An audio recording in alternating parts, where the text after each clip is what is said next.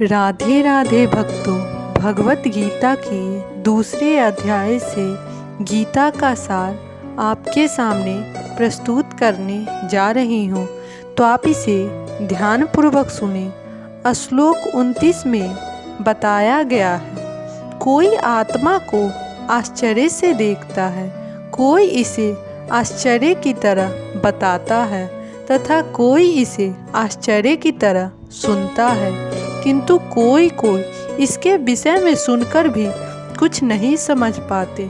अब इस श्लोक का विस्तार में अध्ययन हुआ है। चूँकि गीता उपनिषद के सिद्धांत पर आधारित है, अतः कठोर उपनिषद में इस श्लोक का होना कोई आश्चर्यजनक नहीं है। श्रवणीयानि बहुभियोना लक्ष्य श्रीवन्तोऽपि बहवो यज्ञविद्धु आश्चर्यो वक्ता कुशलस्य लब्धा आश्चर्यस्य ज्ञाता कुशलानुष्टि। विशाल पशु, विशाल वटवृक्ष तथा इस 1 इंच स्थान में लाखों करोड़ों की संख्या में उपस्थित सूक्ष्म कीटाणुओं के भीतर अणु आत्मा की उपस्थिति निश्चित रूप से आश्चर्यजनक है।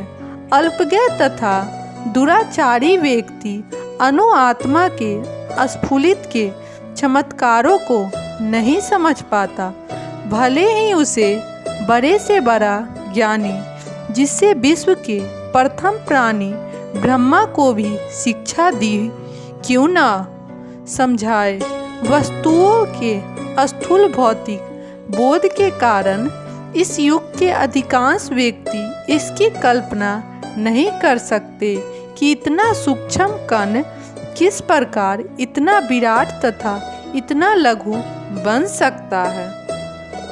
अतः लोग आत्मा को उसकी संरचना या उसके विवरण के आधार पर ही आश्चर्य से देखते हैं। इंद्रिय तृप्ति की बातों में फंसकर लोग भौतिक शक्ति माया से इस तरह मोहित होते हैं कि उनके पास आत्मज्ञान को समझने का अवसर ही नहीं रहता।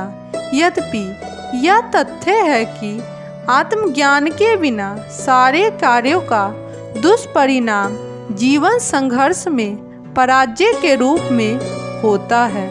संभवतः उन्हें इसका कोई अनुमान नहीं होता कि मनुष्य को आत्मा के विषय में चिंतन करना चाहिए और दुखों का हल खोज निकालना चाहिए। ऐसे थोड़े से लोग जो आत्मा के विषय में सुनने के इच्छुक हैं, अच्छी संगति पाकर भाषण सुनते हैं, किंतु कभी कभी अज्ञानवश वे परमात्मा तथा अणु आत्मा को एक समझ बैठते हैं। ऐसा व्यक्ति खोज पाना कठिन है, जो परमात्मा अणु आत्मा उसके पृथक पृथक कार्यों तथा संबंधों एवं अन्य विस्तारों को सही ढंग से समझ सके। इससे अधिक कठिन है ऐसा व्यक्ति खोज पाना जिससे आत्मा के ज्ञान से पूरा लाभ उठाया हो और जो भी सभी पक्षों से आत्मा की स्थिति का सही निर्धारण कर सके। किंतु यदि कोई किसी तरह से आत्मा के इस विवरण को समझ लेता है तो उसका जीवन सफल हो जाता है। इस आत्मज्ञान को समझने का सरलतम उपाय यह है कि अन्य मतों से विचलित हुए बिना परम प्रमाण भगवान कृष्ण द्वारा कथित भगवत गीता के उपदेशों को ग्रहण कर लिया जाए।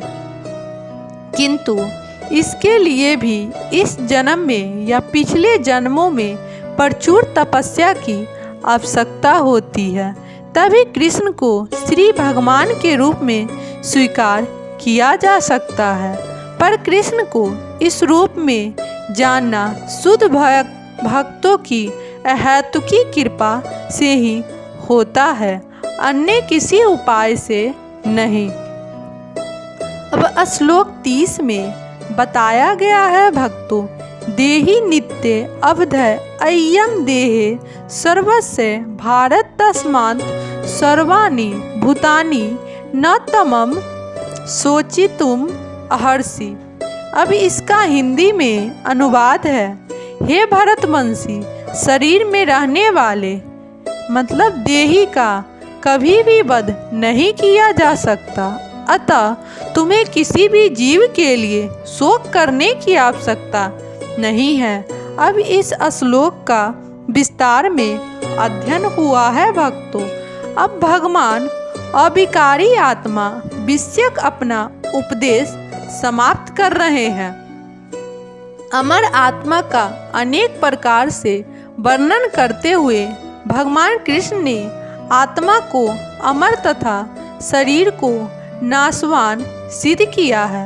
अतः क्षत्रिय होने के नाते अर्जुन को इस भय से कि युद्ध में उसके पितामह भीष्म तथा गुरु द्रोण मर जाएंगे, अपने कर्तव्य से विमुख नहीं होना चाहिए। कृष्ण को परमान मानकर भौतिक देह से भिन्न आत्मा का पृथक अस्तित्व स्वीकार करना ही होगा। यह नहीं कि आत्मा जैसी कोई वस्तु नहीं है या कि जीवन के लक्षण रसायनों की अंतःक्रिया के फलस्वरूप एक विशेष अवस्था में प्रकट होते हैं।